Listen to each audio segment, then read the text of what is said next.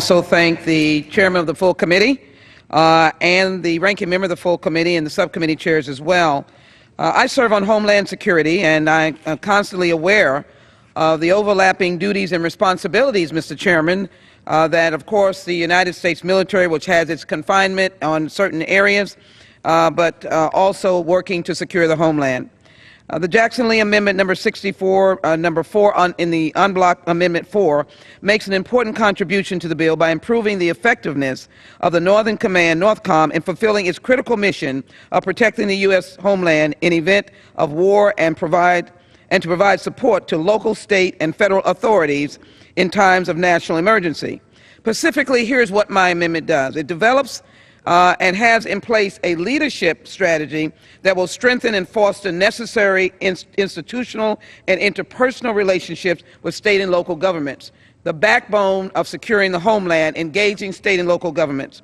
Develop an instructional program to train key personnel how to lead effectively in event of a disaster when they do not have command authority to dictate actions. In addition, NorthCom, which was established in 2002 in the aftermath of 9/11 attacks, is to bring the capabilities and the resources of the U.S. military to the assistance of the American people during catastrophic disaster like war or pandemic outbreak of diseases such as Ebola, Zika, SARS, or influenza, major earthquakes, floods, and natural disasters or terrorist attacks.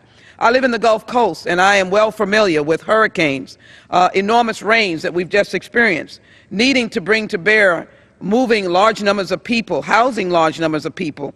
And then this morning I spent time after time of dealing with the Zika virus, which again, our southern Gulf Coast region may be the epicenter. Let me quote, for example, a quote from a renowned professor, Leonard Marcus, out of Harvard. What we're trying to do is effective emergency preparedness and response requires leadership that can accomplish perceptive coordination and communication among diverse agencies. I yield an additional minute to the gentlelady from Texas. Gentlelady is recognized for an additional minute. I thank you so very much. The challenge is, as we learned from 9/11, operating within their specified scope of authority preparedness, leaders in characteristic bureaucratic fashion often serve to bolster the profile and support of their own organization, thereby creating a silo effect. And so let me speak as that Homeland Security member and the person who's been engaged in the crises or disasters in my own community. When we collaborate, we work better together. When we develop relationships, we work better together. Let me just offer a moment of personal privilege as someone speaking about relationships.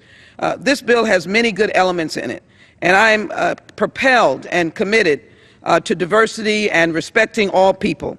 I am saddened by the language that the Russell Amendment has dealing with the LGBT, and I am saddened that the Dent Amendment was not allowed in. We need to build on collaborating with all people to secure America and to make a better military. I thank you for the support of my amendment and in the en bloc, and I yield back.